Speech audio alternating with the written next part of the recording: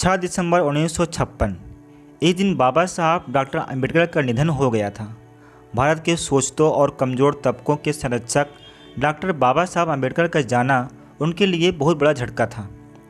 अपना अस्तित्व बचाने और पढ़ाई के लिए डॉक्टर बाबा साहब अम्बेडकर का संघर्ष, दलितों के उत्थान के लिए उनके प्रयास और आज़ाद भारत के संविधान के निर्माण में उनका योगदान बहुत सी लोगों के लिए प्रेरणा स्रोत रहा।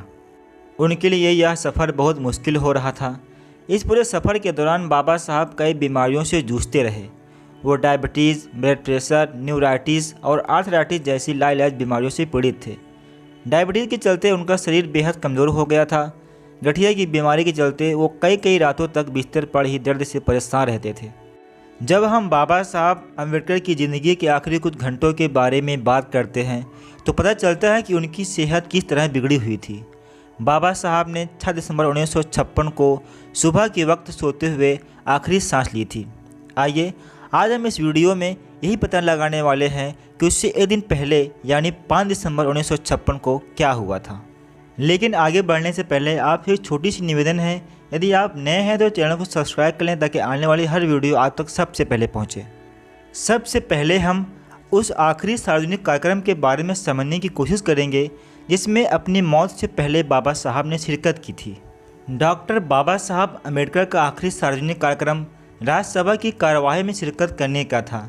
नवंबर के आखिरी 3 हफ्तों के दौरान बाबा साहब दिल्ली से बाहर थे। 12 नवंबर को वो पटना होते हुए काठमांडू के लिए रवाना हुए थे। 14 नवंबर को काठमांडू में विश्व धर्म संसद का आयोजन हुआ था। इस सम्मेलन का उद्घाटन नेपाल के राजा महेंद्र ने किया था। नेपाल के राजा ने बाबा साहब से मंच पर अपने पास बैठने को कहा था। ऐसा पहले कभी नहीं हुआ था। इसी से बौद्ध धर्म में बाबा साहब के कद का अंदाज़ा हो जाता है। काठमांडू में अलग अलग जगहों पर तमाम लोगों से मिलने के बाद बाबा साहब बहुत थक गए थे। भीमराव अम्बेडकर की पत्नी सविता अम्बेडकर, जिन्हें माई साहब अम्बेडकर के नाम से भी जाना जाता है, ने अपनी जीवनी डॉक्टर अम्बेडकरांचा सहवासात में इस बारे में विस्तार से लिखा है। माई साहब के अनुसार इंडिया लौटते वक्त बाबा साहब ने बौद्ध धर्म के तीर्थ स्थलों का दौरा किया। वो नेपाल में महात्मा बुद्ध के जन्म स्थल लुम्बिनी गए। उन्होंने पटना में अशोक की मशहूर लाट भी देखी और बोध गया का भी दौरा किया। इस लंबे और थकाऊ दौरे के बाद जब बाबा साहब 30 नवंबर को दिल्ली लौटे तो वो सफ़र की थकान से निढाल हो रहे थे। दिल्ली में संसद का शीतकालीन सत्र शुरू हो चुका था। हालांकि अपनी खराब सेहत के कारण बाबा साहब इस सत्र में हिस्सा नहीं ले पा रहे थे। इसके बाद भी 4 दिसंबर को बाबा साहब ने राज्यसभा की कार्यवाही में शामिल होने की जिद की। बाबा साहब के साथ डॉक्टर मावलंकर भी थे। उन्होंने बाबा साहब की सेहत जांची और कहा कि अगर बाबा साहब संसद की कार्यवाही में शामिल होना चाहते हैं तो उन्हें कोई इतराज़ नहीं। 4 दिसंबर को बाबा साहब संसद गए, राज्यसभा की कार्यवाही में हिस्सा लिया और दोपहर बाद लौट आए। लंच के बाद वो सो गए। ये बाबा साहब का संसद का आखिरी दौरा था। माई साहब अम्बेडकर ने अपनी जीवनी में लिखा है, राज्यसभा से लौटकर बाबा साहब ने कुछ देर आराम किया। दोपहर बाद सविता अम्बेडकर यानी माई साहब ने उन्हें जगाया और कॉफ़ी पिलाई। 26 अलीपुर रोड के बंगले की लॉन में बैठकर बाबा साहब और माई साहब ने कुछ बातें की। उसी वक्त नानक चंद रत्तू वहां आ गया। 16 दिसंबर 1956 को मुंबई में धर्म परिवर्तन के एक समारोह का आयोजन होना था। मुंबई के नेता चाहते थे कि बाबा साहब मुंबई में भी नागपुर जैसा ही धर्म परिवर्तन कार्यक्रम आयोजित करें। इस कार्यक्रम में बाबा साहब और माई साहब दोनों को शामिल होना था। वैसे तो माई साहब अम्बेडकर आखिरी वक्त तक बाबा साहब के साथ ही थी। उन्होंने अपनी जीवनी में उनके हर एक आखिरी वक्त के बारे में बहुत ही विस्तार से लिखा है। निधन से एक दिन पहले यानी 5 दिसंबर को बाबा साहब सुबह 8:30 बजे सोकर उठ गए थे। माई साहब चाय की ट्रे लेकर उनके कमरे में आ गई और उन्हें जगाया। दोनों ने साथ ही चाय पी। इसी बीच नानक चंद रत्तू जो दफ्तर जाने वाले थे उनके पास आए। नानक चंद रत्तू ने भी चाय पी और वो चले गए। माई साहब ने बाबा साहब को सुबह के रोज़मर्रा के काम निपटाने में मदद की। उसके बाद वो उन्हें नाश्ते की टेबल पर ले आई। उसके बाद तीनों लोग यानी बाबा साहब, माई साहब और डॉक्टर मावलंकर ने साथ में नाश्ता किया और बंगले के बरामदे में बैठकर कुछ बातें की। बाबा साहब ने अखबार पढ़े। उसके बाद माई साहब ने उन्हें दवाइयाँ और इंजेक्शन दिए और फिर काम निपटाने रसोइया में चली गई। बाबा साहब और डॉक्टर मावलंकर बरामदे में बैठकर बातें करते रहे। जैसा कि माई साहब ने अपनी आत्मकथा में लिखा है कि बाबा साहब को देर रात तक पढ़ने लिखने की आदत थी। अगर वो रम जाते तो सारी रात पढ़ते लिखते रह जाते।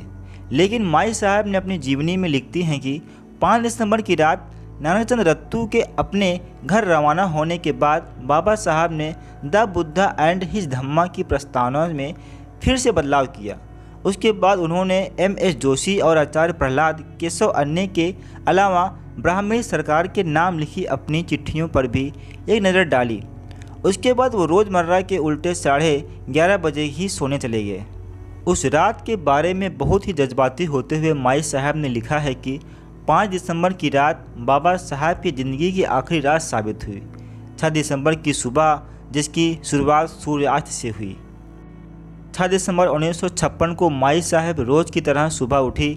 चाय बनाने के बाद वो ट्रे लेकर बाबा साहब को जगाने उनके कमरे में गई। उस वक्त सुबह के 7:30 बज रहे थे। माई साहब लिखती हैं, मैं जैसे ही कमरे में दाखिल हुई मैंने देखा कि बाबा साहब का एक पैर तकिए पर पड़ा था। मैंने बाबा साहब को 2-3 बार आवाज़ दी, लेकिन उनके बदन में कोई हरकत नहीं हुई। मैंने सोचा कि वो गहरी नींद में सो रहे हैं, तो मैंने उन्हें हिलाया और जगाने की कोशिश की और माई साहब को ज़बरदस्त धक्का लगा। वह रोने लगी। उस वक्त बंगले में केवल 2 लोग थे, माई साहब और उनके सहायक सुदामा। माई साहब ने रोते रोते ही सुदामा को आवाज़ दी।